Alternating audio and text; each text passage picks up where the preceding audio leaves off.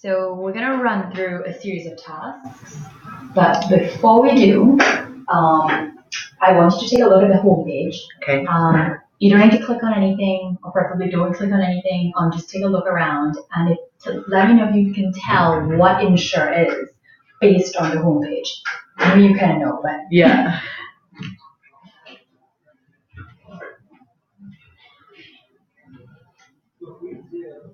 Yeah. Yeah, I think it's pretty clear.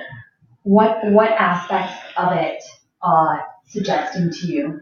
I think probably this information here in the search bar. Okay.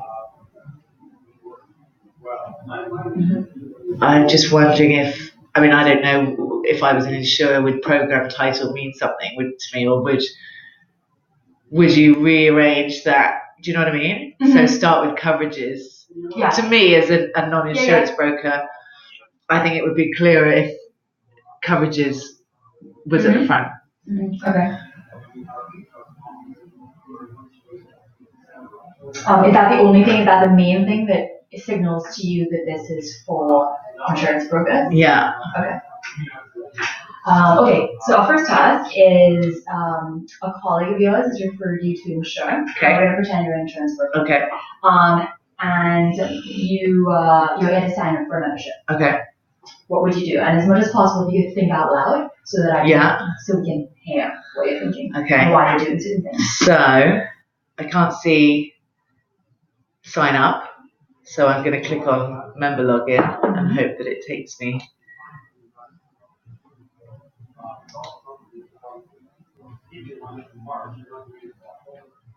So it's there. So I guess I would think maybe next to member login it would be new user sign up or something. Mm-hmm. So shall I sign up as me? Yeah, you can sign up as you.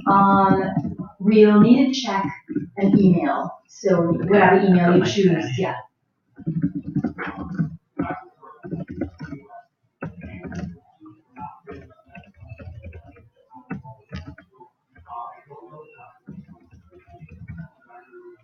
Okay. 1S or right, okay. Sorry.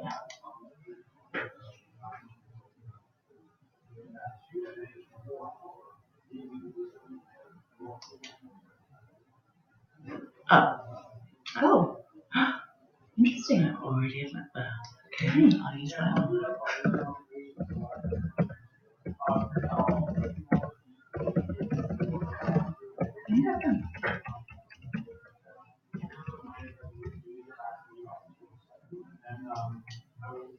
Or is it because I clicked twice? Maybe. But nothing seemed to happen the first time I clicked it. No, but you would have to verify it. So somehow you must be in the system. I have no idea why. But anyway, I'll check that because you probably have a profile in the system somewhere. Yeah. Maybe from a prior. Okay, so it went to my junk. I don't know if there's anything you can do about that. Okay. So now can I log in? Yeah, once you verify. Any comments on that process of sign up, aside from the fact that it's gone to junk? No, but I did have to click twice, both on the member login and the confirm. Okay. The first time I clicked it didn't seem, maybe I wasn't doing it.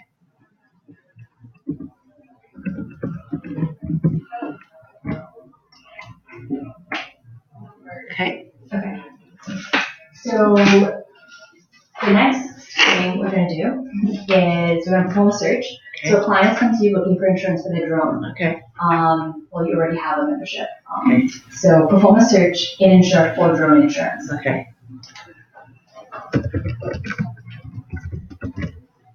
So I just typed in drone insurance.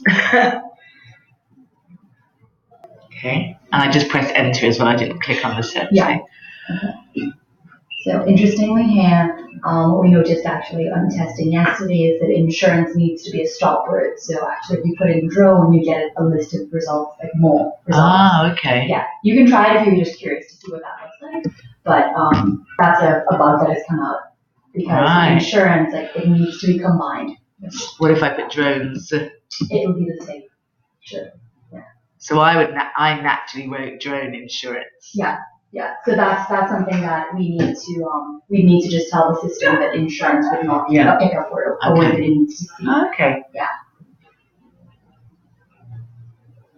Okay, perfect. Any comments on that aside from the insurance thing? I mean, not that you would have known anyway, but. No. So can I just have a look to see? Yeah. So do I click on the title or on the company name? Does it matter? Does it go to the same place? It doesn't, but what would you be inclined to click on? Probably the title, because it's bigger, I guess. Yeah. So where does it, okay, so if you click. You clicked on that, Zurich, you click on it, and it goes to their overall page, does it? It'll go to the company profile. Right. Yeah. Yeah. Okay. Yeah, so I would naturally click on the drones title, yeah. Okay. In terms of that search result page, that's part of the design. It's supposed to look like I think, does it look odd to you? Just looks like it should be able to, like, select it for some reason. Okay, yeah, it's good to know. So is there a way, if I have looked through these 5 drone insurance providers and I like 2 of them, can I save them to my favorites? Not right now, no. So if I wanted to come back to it, I'd have to do another search. You'd have to do another search, but what it does do is if you click back here, just click to the home page, it does keep your recent, it'll keep the last 5 recent searches at this point. Okay. Yeah. So if you were to sign in, let's say tomorrow, because you want to just take a look again. Yeah. It will, with the same client that you had in mind, you'd be able to see what your most recent searches were. Favorites is going to be something that we will look at implementing, but it all depends on how brokers actually use it. Yeah. Yeah. Because actually, when I saw that this little dot here, that's kind of what I thought it was. So I select it, and then if my profile here, you'd have your favorites, and maybe you could save them under your client's name or whatever. So that when I get on the phone to my client in 2 days' time, I could just quickly pull them up. Yeah. That's a good idea. I mean, this is interesting. I never actually noticed that as something that you would click. But yeah, it would be great to be able to go to this profile. Well, and have an option for my favorites. Or my clients. Okay, interesting. Because then if they're on the phone to me, I don't have to. Yeah, no, for sure. And if we go back, so if you just click on drones and go back to that search result page, just looking at this page, is there anything that you expected to see that you're not seeing? Is there any comments that you have on just the way that this looks as a search result? Really? Why don't these ones have the min-max coverage thing? Because they haven't provided that. They haven't provided it. Would you expect to see something like not available instead? I think in terms of them as a client, it's like when you do a Google search, you're more likely to select the ones that have more information provided. But do you, in terms of consistency of the page, would you have expected instead to see under these max coverage NA? Yeah, I mean, I think it would be good to have that, or not available, something that would indicate that it's not provided. Yeah. Okay. Or contact for information or something. And the other thing is, what determines the order that they come in? That's a long story, but it's based on a number of things. It's a match on the title. It's a match on the classification, so how it's been classified on our end and the back end by James. Also a match on, if you go into drones, you can see that we have a target class. So even if, let's say, if you put in UAS, which means the same thing as a drone, it would be a match as well. We also have. But would only the ones that have that in them come up? Yes. Okay. But it's searching this as well. So even though, because there's certain, I guess, alternative terms, we also have a thesaurus, so it's going to look at drones and it's going to give you everything else that it also means. And also in the fact sheet in hand, it's also searching the document itself. So if, the let's keywords, say, the keywords, yeah. So it's based on a number of things, and the algorithm is ranking them differently. So program title is ranked a bit higher than, let's say, a match on the fact sheet. Okay. But then the fact sheet might be ranked a little bit higher than a match on the classification. So Well, this is good as well. When you click on the web page, it takes you to the Zurich website, but you don't have to search around. It takes you straight to that particular page. Yeah. What happens if I click this? That is. It's not going to automatically search. Okay. No, that's actually part. We can do that task now. The answer is you can send an inquiry. Okay. Yeah. Anything you want. Is it going to go to them? No, it's going to go to them. Okay. So are these fields you have to fill them in? That's a good point. I believe so. We can try without like a contact number, but let me do it without the number. Yeah, that's a good point about should we make them mandatory? And the other thing is, if they have a particular person in their office that specialises in drone insurance, could they have their contact information? So we have that contact information on file. Right. And you may have heard Tim and I talking yesterday over the desk about a communication loop and whether the inquiries are going in a full communication loop. That was the initial idea. So we have as in they come to us. Well, they go directly to the underwriter, and then that underwriter has the ability to work directly with the client within the system. Yeah. That's the ideal. And we have on file for every single product that we have in Insurr, we have a contact person associated. Okay. The thing is that it's not automatically going to go to that person, because in some cases they're one person. Yeah. Sometimes there's 6 people. Yeah. Sometimes it's in a general admin box. Okay. So it depends on every case. So the challenge right now, the reason that we're doing it manually for the beginning, is that we want to make sure that they get a response. If it's going to general admin box, maybe they don't check it. Yeah. So what we're that was going to be my next question is. So we're gonna do the intermediary. So we will get it. We'll make sure it's not spam, because people could be typing in blah blah blah blah and sending it off. And we forward it to an actual person. And forward it to an actual person or several. So we look on file, which we have on the back end. We'll choose, these are the people that we know we have associated with this program. So is that going to be a manual thing? Someone's job is going to be just forwarding emails? In the beginning, yeah. Because we're going to have to vet them, and also it will be an indicator to see how well this is actually used, how many times people are actually inquiring, and to build lead gen as well. And is there a way to log the information about how many successful deals are done using it? So what we right now, because it's going to be happening outside of the system, we don't. The only way we're going to keep track of that is when we start to be able to create that communication loop and then track the application. Yeah. Okay. Yeah. So so I see those as phase 2 and 3. Yeah. But it all depends on how much traction we get with the searching and how much traction we get with the inquiries. Right. And how many downloads we get of the application forms, because once they signal to us that is in the system of points. Okay. So the next thing we're going to do is we're going to find a company. So the scenario is that you have a client, a restaurant client, that's approached you with a hospitality risk that they need coverage for. Your brokerage, however, has a preferred list of companies they like to work with. So they just have favorites. One of those preferred companies that you know of is April Canada. Okay. Find that company profile and determine if they do hospitality. Okay. So I wanted to look here anyway under providers. Okay. So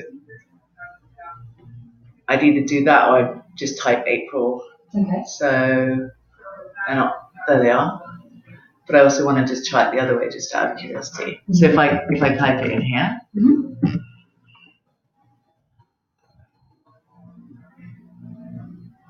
Okay. So that's the better way to do it, because then you get all of what they do listed. Yeah. Well, it's what you would expect. Is this what you would have expected to see if you typed in April Canada? I was expecting to see the same thing. So if I click through to April here, do I get the same thing? No. Okay. So this is probably more what I would expect to see, Right. like a program offering Yes. list of bullets. Yeah. Because it's a little bit cleaner, I guess. Yes. So interestingly, a lot the default for the last 4 tests that we've done, people have wanted to use the search bar. So they've been typing in April Canada, and up comes the listings, because what you're really seeing there is every program offering by April Canada. What if I do this? April Canada Hospitality. Did I spell it right? Mm-hmm. Yeah. Okay. So to show you that exact thing. What I'm trying to determine is, would you have expected, if you typed in just plain old April Canada, if we forgot the fact that we've left out the fact that you're looking for hospitality, would you have expected when you typed in April Canada here that you would have gotten a result that would have taken you directly to this page rather than all the offerings that they did? Yeah, I would have thought this page would come right up. Okay. Because it just looks a bit cleaner, I think. And this is the company profile. Yeah. This is by definition, this is the company profile. What's coming up here is everything that April, it's a correct match. Yeah. But it's not showing you the actual, the profile. But it's the same information. It's the same information, but it's not showing. If you wanted to find out the company summary or the profile, you would not be able to find that here. Yeah. So, it's easy enough to find the hospitality there and at the side. Yeah. But it's just not as clean as the profile page. Yeah. It doesn't look as nice. Yeah. Okay. Great. Any other comments on? You were actually the only person to go through the providers option. Any comments on the way that page looks? The only other thing I just want to comment on is on this list at the side. I was expecting to click that and have it automatically, rather than I then had to scroll down further and click apply. Because they look like, because of the way they are, they look like links. Yeah. I also think the apply button is too far down. Yeah. Even if you did have to click something or hit enter. Yeah. I think that it needs to be before the folder. Because I clicked it twice, thinking that it was going to take me through. Yeah. What was the other question you asked me? So you were one of the only people to actually go through the providers option. So I was just curious as to whether that process of looking through that option, whether you had any comments on how easy it was to find. So I went down like this and I went, oh, April's not there. Because they're over here. So is it going alphabetical left to right? Yeah. Yes. I don't think that's very, what's the word I'm looking for? Like natural. Yeah. So because I went straight intuitive. I went down this list and I was about to say, oh, April's not there. And then I glanced over there. So it needs to be probably just straight, but certainly not left to right alphabetical. You could do alphabetical down and then down. Yeah. Okay. No, that's a good point.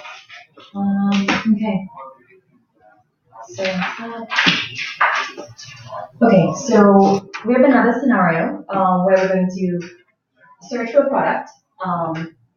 Your client has they run an advantage travel business in BC. Yeah. And is looking for coverage for their ATV rentals. Right. They're looking for $4 million in coverage for their fleet of ATVs and snowmobiles. Okay. So perform a search and identify what you think is the most relevant product for that client. And know that there may be multiple products that are relevant, so it's no right answer. So I don't know whether to search for ATV or adventure. I'm going to try adventure first. Adventure, tourism and recreation. Okay, so that's brought up quite a lot of things.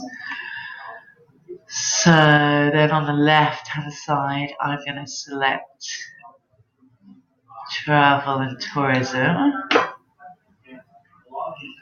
And I think I'm only going to select that to start with. And so the minimum premium would be 4 million, right? It's coverage. Okay. Yeah. So I don't know what that would mean. I don't know the difference. But I'm sure an insurance broker would. Yeah, right. And BC. Okay.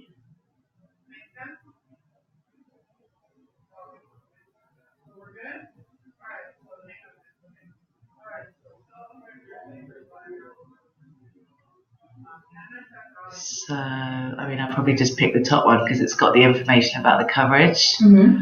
It's also got the forward. What's has the pen mean? Has the pen is a term in the industry where it means that the company has underwriting ability. Okay. So they have an underwriter that's actually able to do it rather than they're not wholesaling it and sending it out. So these people at the top that kind of have everything there, you kind of naturally would. Yeah. So that's a good thing to tell the clients, I guess, is the more. Yes, the more information that you have, but you do go to the top because you get ranked by all of these things. Right. Yeah. Okay. So you choose that one. And what I want to have a look for ATV, snowmobiling. Okay. Mm-hmm. So accidents, financial loss. So they look okay. Okay, perfect. And then while we're still on this page, I want you to download the product application form because the client wants to proceed with this particular product.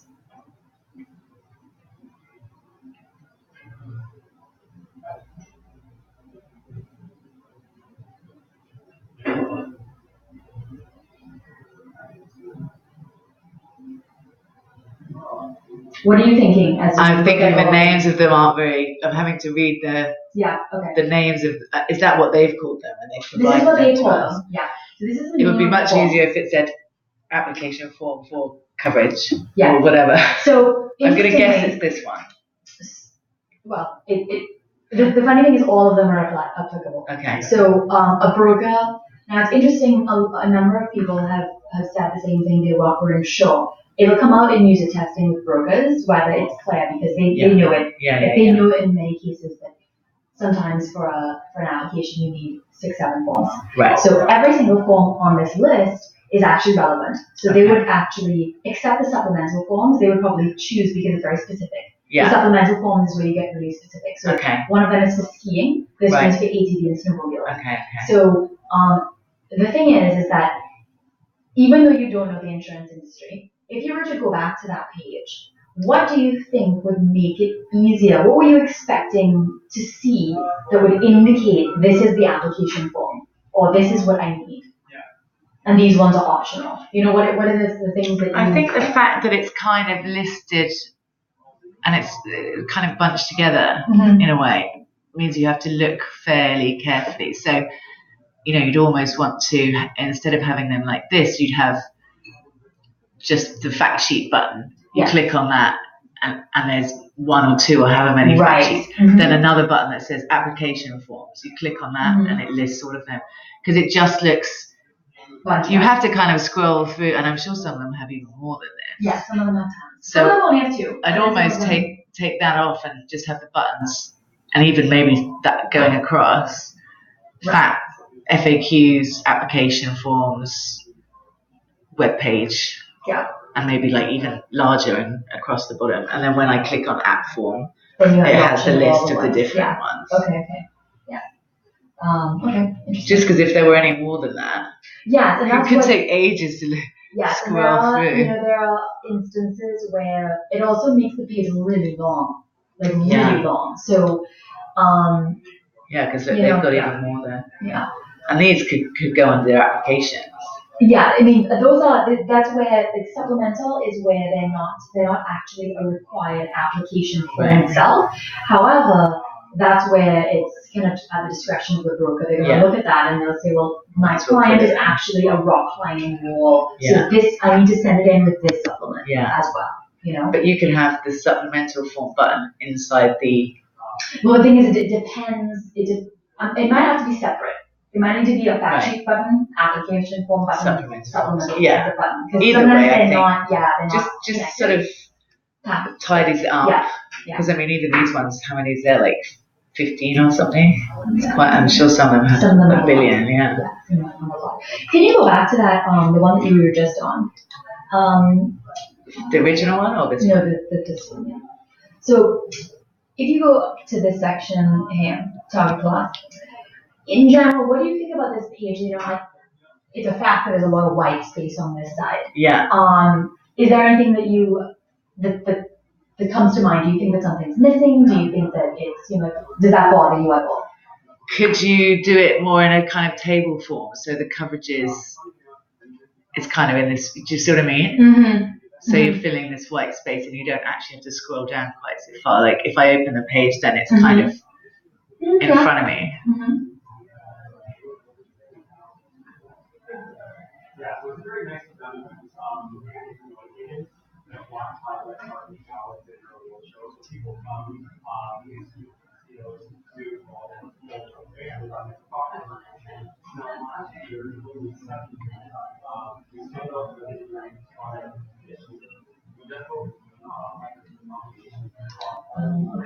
Because do any of them have other things? Okay, so so you could kind of yeah. We could look at other layouts to just.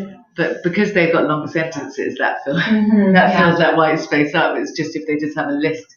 Yeah, it's the goal is really to get it in a list form. But if you read that, you see why. In some cases, you have to put it in a phrase format. Yeah. You know. Yeah. Or else that. I mean, you could put that in point form, but then that list is going to technically be, you know, if that list could be like 30 individual points. Yeah. Then surplus gets listed separately. Yeah. But we will play around with a few other options as well. Okay, so that's pretty much all the tasks that we're going to do. Any general comments on just on the site itself, the design, the layout, things you expected, things that you... The only other thing would be sort of this box, which has quite minimal information in. Could this not all be? Do you know what I mean? I'm getting a little bit. Well, I agree with you. I know what you mean. And that's really just a look thing. The thing is that what happens is that if you go back, let's see if I can find one. There's some of them. So if you click on this one, there's some of them where it's just all filled out. Right. It's just this, in those cases, it doesn't display because it doesn't have the information. Yeah. And in some cases, this would fall into, like if you actually go to professional liability, if you type in professional liability, this is a very broad, that's actually technically a type of coverage.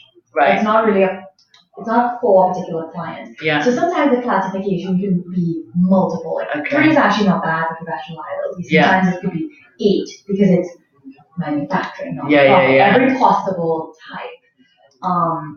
So it really depends on. So like this one has quite a few.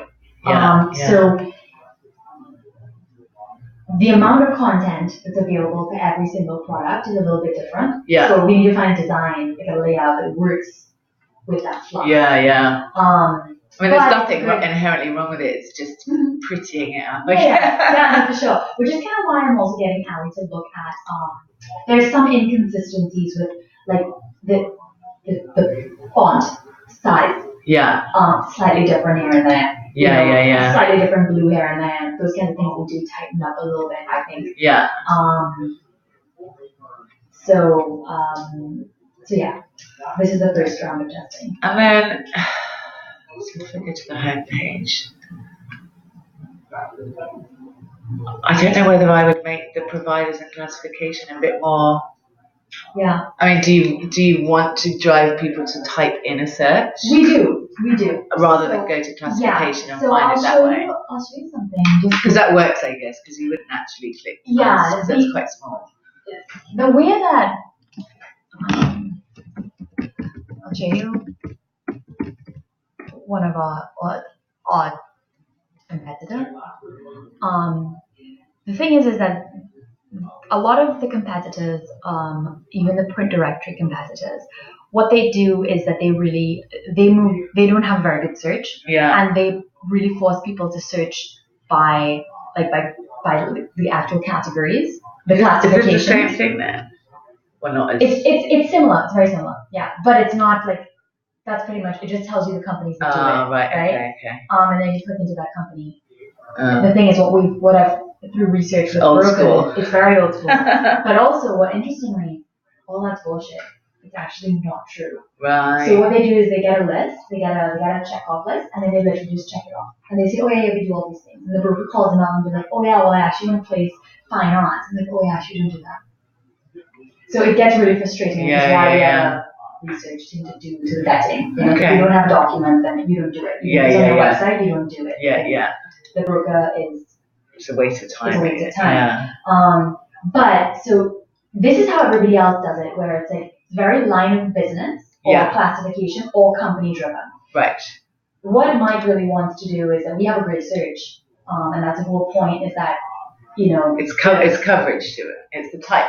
It's anything, right? I mean, it's going to pick up anything, and it's a lot easier to search by keyword, whether it's keyword by company, keyword by coverage, or the type of client that you have. But you would think, for the most part, if you were using this, it would be because you're looking for something specific, like adventure. Yeah. Where if I click on classification, is adventure even there? No, because it's going to be really hard. Whatever happens, you can't really cover every word in the That so, makes sense because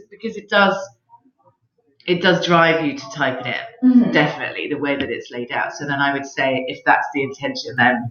That's the goal. The thing is that it's going to be interesting when we test it with brokers. If they are always like, but what's the line of business? I want to see what or when I click on classification, it doesn't have adventure on there. That's what I mean. Then what we might do is we might move that up to like the top bar, so that if that's really what they want to see, they want to see the companies, they want to go to April and see what April has, then we'll have to move it up. Do most of them have preferred suppliers?